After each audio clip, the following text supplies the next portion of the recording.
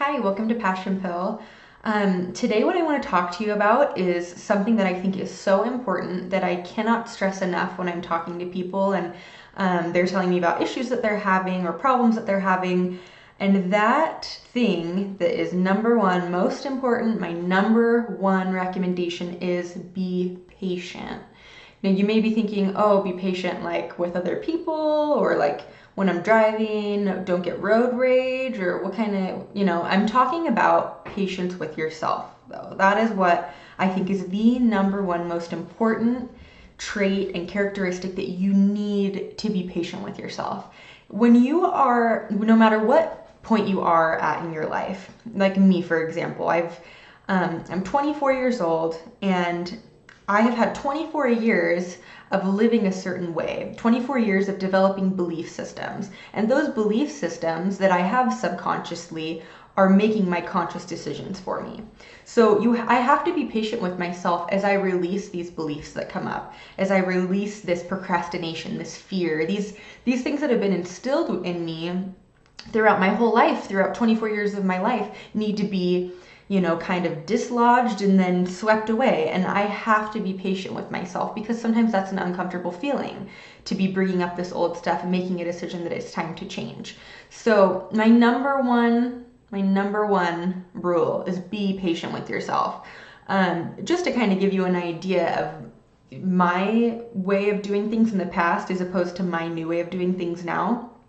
Something that was very common to hear in my house to my husband was, Ryan, new days, new ways, new notebook.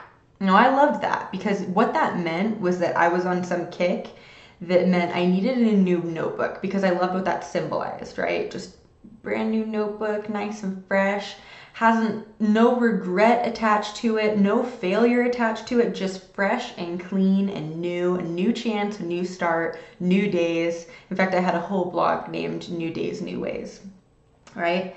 Unfortunately, I probably said that 15 times, and my whole life was just strewn with notebooks because the first 3, maybe 4 pages of those notebooks were the only things that got used. So that was really disappointing for me. I felt like it's always just me making these big plans and planning the night before. Like, it was normally on a Sunday and I would plan for the week ahead that I'm going to do this, this, and this. I'm going to exercise 5 days a week.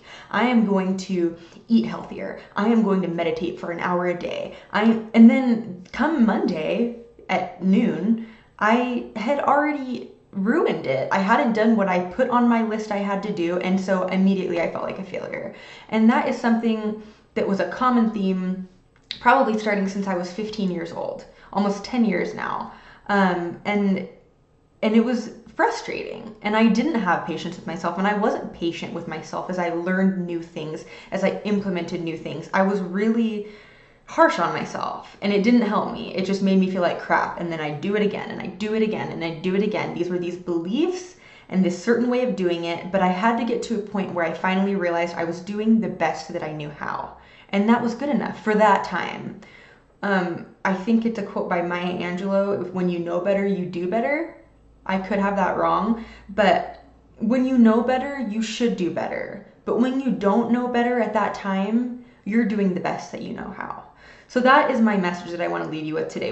How do you treat yourself when you make a new decision? How do you treat yourself when you don't follow through with something that you said you were going to do? Are you patient with yourself like you would be to a small child who is learning a new skill? Or are you really harsh on yourself and say you're an idiot, you're dumb, you can't do anything, you can't stick to anything, you never follow through, no one can count on you?